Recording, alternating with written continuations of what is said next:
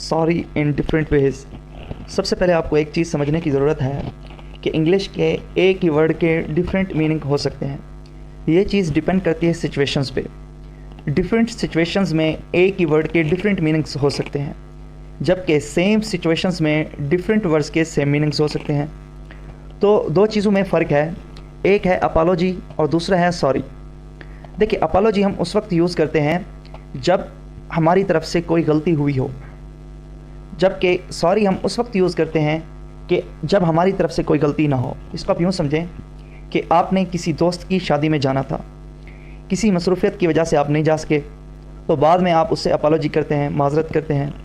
जबकि आपका कोई रिलेटिव है, वो फौत हो गया है, तो अब ये अल्लाह ताला की मर्ज़ी है, तो इसमें आपका कोई कसूर नहीं है।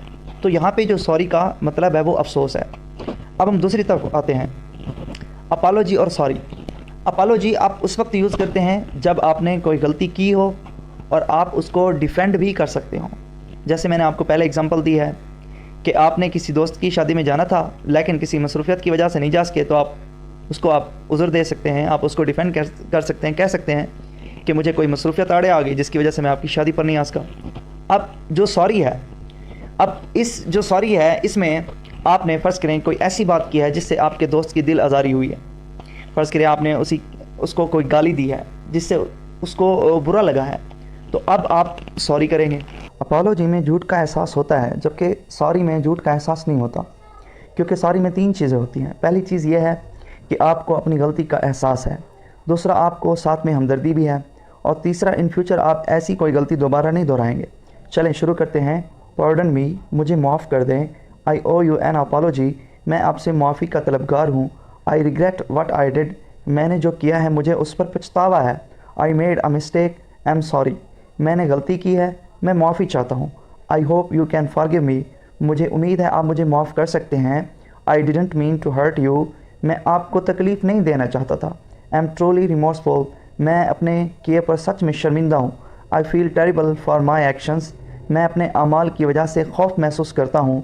आई अपोलोजाइज़ फॉर माई बिहेवियर, मैं अपने सलूक के लिए मुआज़रत चाहता हूँ। प्लीज़ एक्सेप्ट माई अपोलॉजीज़, मेहरबानी फरमाकर मेरी मुआज़रत कबूल करें। आई am sorry for any misunderstanding, मैं किसी भी गलत फहमी के लिए माफ़ी चाहता हूँ। आई am sorry for my part in this, मैं इसमें अपने हिस्से की वजह से माफ़ी चाहता हूँ। आई am sorry for any offence caused, मैं इसमें अपनी की गई गलती की वजह से माफ़ी चाहता हूँ। I apologise for any inconvenience, मैं किसी भी किस्म की तकलीफ़ के लिए माजरत चाहता हूँ। अपोलोजाइज़ फॉर माई मिस्टेक, मेरी गलती के लिए माजरत। I am sorry for my mistake, मैं अपनी गलती के लिए माफ़ी चाहता हूँ। I apologise for what I did, मैंने जो किया है मैं उसके लिए माजरत चाहता हूँ। I regret my actions and I am sorry, मुझे अपने अमाल पर शर्मिंदगी है और मैं माफ़ी चाहता हूँ। Please forgive me for my error, मैं अपनी गलती के लिए बराए मेहरबानी आपसे माफ़ी चाहता हूँ। I am truly sorry for my mistake, मैं सच में अपनी गलती के लिए आपसे माफ़ी चाहता हूँ।